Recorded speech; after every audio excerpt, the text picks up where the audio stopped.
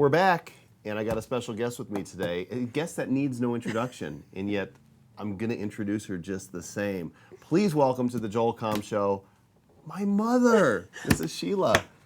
Can I shake your hand? Because that's what I do with my guests. Hi, Mom. Hi, How Joel. are you? Hi, baby. Nice hat. No, thank you. It's my Kampa China. No, it's my West China Kampa Tibetan hat. Did you have to beat up a Tibetan monk to get it? What you have to do is every single person in this entire area on the Eastern Tibetan Plateau wears a hat. Just like this, I refer to it as my Indy Jones hat.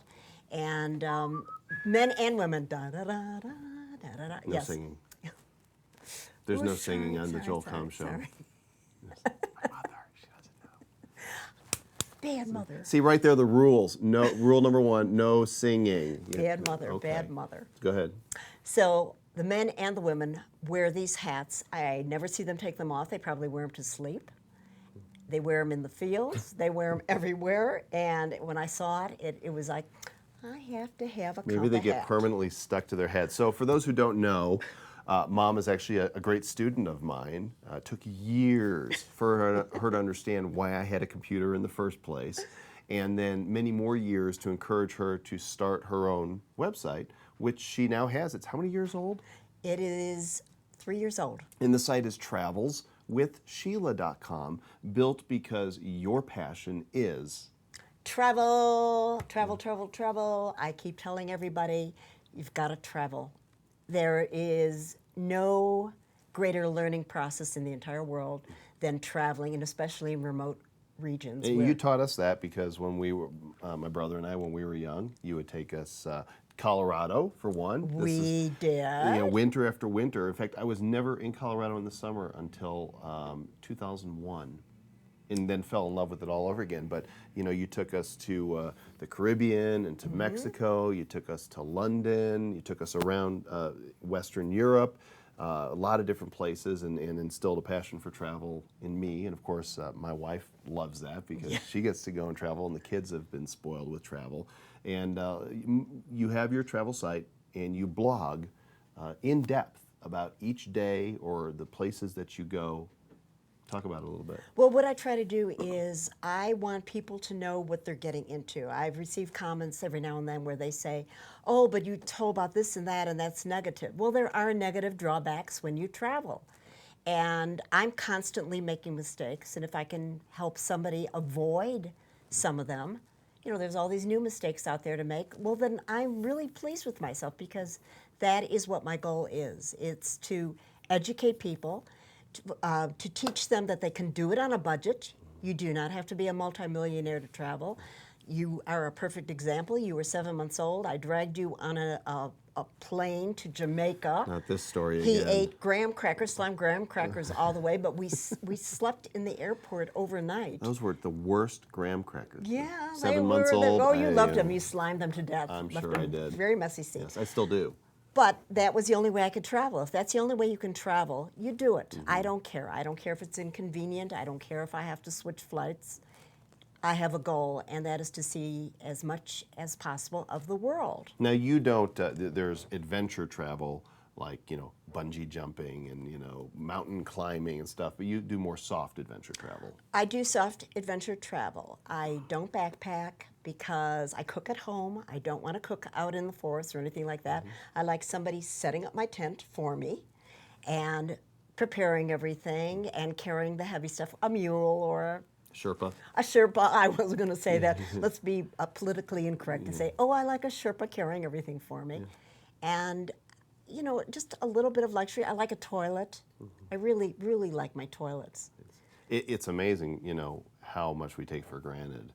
Well, especially toilets. We just came back from this remote area of China, and both my husband and I, referred to as the ex-Marine in the articles, are not used to squat toilets. And we're much bigger than the average Chinese. So it's hard to really position yourself where you think everything is going to go in there. It's not easy. And you know, you've got to keep your pants from going in the hole and everything like that. And my knees are not as good Well, as they we're out of used to time. be. Next week on. Wow, that's. So we had 2 instances where Sonny, my husband, really had to go bad, and there was only a squat toilet. And he came out and he goes, "Oh, I'm so terribly embarrassed because I sort of missed the hole." Oh, no. Yes. And left a mess in there. And the Chinese don't think anything of it. They think, oh, well, fine. They send in this woman who will clean it up. Well, 2 days later, I had a case of what is fondly referred to as the flying wazoos. Name it, Montezuma's revenge. Call it whatever you want.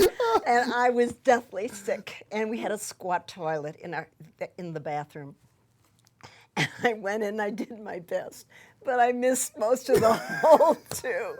And I had to wake my husband up in the middle of the night. I poked him. He goes, my "What's wrong?" goodness. I go, "If you have to go to the toilet during the night, I want you to be very careful. Watch where you step. There's Watch landmines." where you step, in other words. Oh my goodness! Wow, I think we have hit a new low. Oh, I'm so glad. And thank you okay, so changing the subject, favorite place to go, favorite toilet? No, not favorite toilet. Favorite place to go? I like Asia. Yeah, what part? That's Well, huge. like China, where we just were. One other funny story, I kept hearing all these little Chinese words that I would pick up, and I asked our guide, I said, "What is this word that starts like fu, something like that?" He goes, "Oh, that fuyan." Well, what fuyan is, the Chinese people don't pick up telephones, they don't care if it's a guest house or if it's a 4-star hotel, and call room service or maids or housekeeping. They walk out in the hall and they shout at the top of their lungs, "Fuyan! Fuyan!" And what fuyan means is staff. It could apply to a hostess in a restaurant, to your waiter, to the cook. Sounded to like a meal to me. And a so they dish. stand there in the middle of the night even, screaming in fuyan, and sooner or later this poor little Chinese teeny little woman comes running and they tell what their needs are. But there's always an adventure in especially China or any of those places. Fuyan! And if you're in Sichuan province, you shout, "Yammer!" And that means, where's the beef? That's What? that is the same thing. It means staff in Sichuan. It's Fuyan in Qinghai province.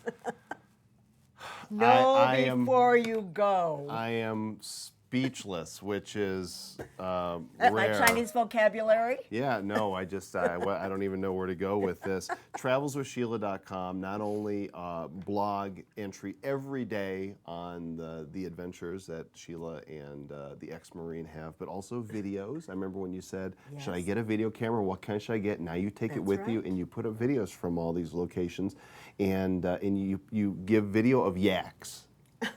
Oh, I like yaks. Yaks are fluffy. They're cute.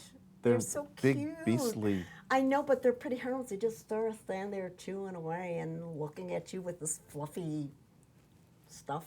I did find out, I found out there's no such thing as a white yak. They dye them. No. Yes. No. Yes. That solves the mystery. Game over. Now. I think. Thanks for coming by, Mom. Well, thank you, Joel, for having me. Travelswithsheila.com. It's my mother, Sheila Simkin. We'll be back.